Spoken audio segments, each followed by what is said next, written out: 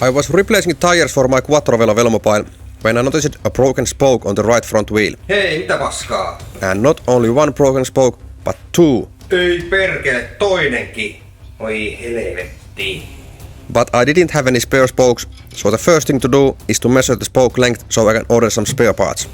Replacing the broken spoke would be very easy if you could easily remove the wheel, but with this kind of Velomobile with closed wheel wells, it's usually easier not to remove the wheel. If the broken spoke is one of these ones which go through the inside flange of the front wheel hub, then you can replace them without removing the wheel. If you have to replace other spokes on the front wheel or rear wheels, then you most likely have to remove the wheel from the Velomobile. If you have a Velomobile with open wheel wells, then it's probably easier to just remove the wheel. I'm demonstrating this with my Quattrovelo Velomobile, but these instructions should apply to almost any Velomobile. Though some sportier models with closed wheel wells, like for example Milan, might not have enough room inside the wheel well, so you might have to remove the wheel after all in order to replace the broken spoke. First I'm removing this spoke with the head on the outside of the inner hub flange. You have to bend it like this. Then you can place the other end of the spoke here in the steerer tunnel, and then you can just pull it off. It's fairly easy to do. Here I'm doing it only with one hand while holding the camera in the other one. Then you can little bit bend the rim tape and remove the nipple. The spoke has broken inside the nipple. I guess I could maybe get the piece out from there, but it's just easier to replace the nipple as well. These are not very expensive.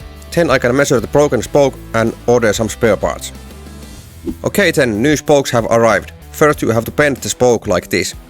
Then you can push the spoke through the flange. Use again this steerer tunnel as help.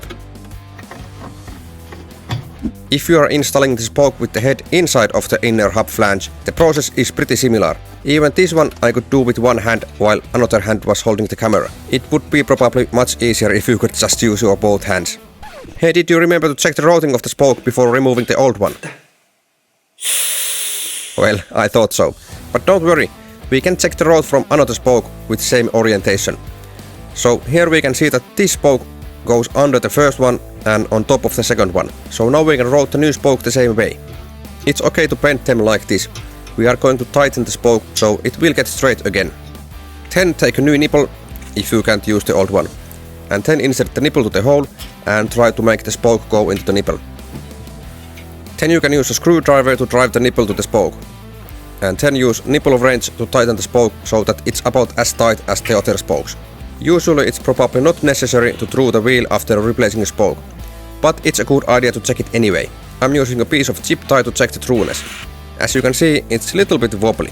You can try to through the wheel while it's on place like this, but for perfect results you would need a truing stand, which I don't have. I tried to make the wheel less wobbly, but it's not perfect. But I hope it's good enough. Then you can just mount the tire back and you are ready to go.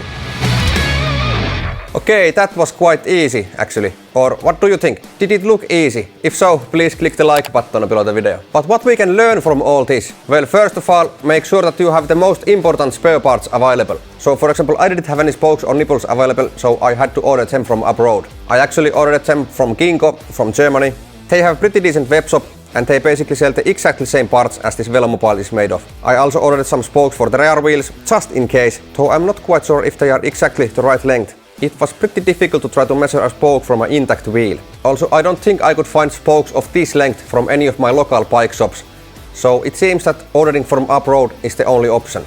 But because I live here in the middle of nowhere, it took 1 week from them to arrive from Germany. 1 week! And during that time I wasn't able to ride my Velomobile because I didn't want to risk ruining the broken wheel completely. So I had to drive my commute. It wasn't fun. Other people cycling over there and I have to drive a car.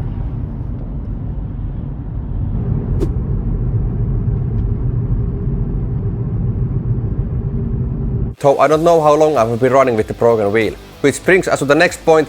Check your wheels and spokes regularly and make sure there's no any loose spokes. Maybe I could have avoided this whole thing if I would have checked my wheels and then maybe found some loose spokes which I could have tightened. One other thing which came to my mind is that if you have a tubeless setup, then this might be a little bit more of a hassle. Because in order to replace the nipple, you probably have to remove the rim tape completely and then replace it afterwards. So actually the tubeless setup might not be as convenient as people say it is. But I actually tried tubeless setup once with my Quest Velomobile long time ago and it didn't go quite well, as you can see from this video. But anyway, I think that's all for today. Thanks for watching this one and see you next time. Bye bye.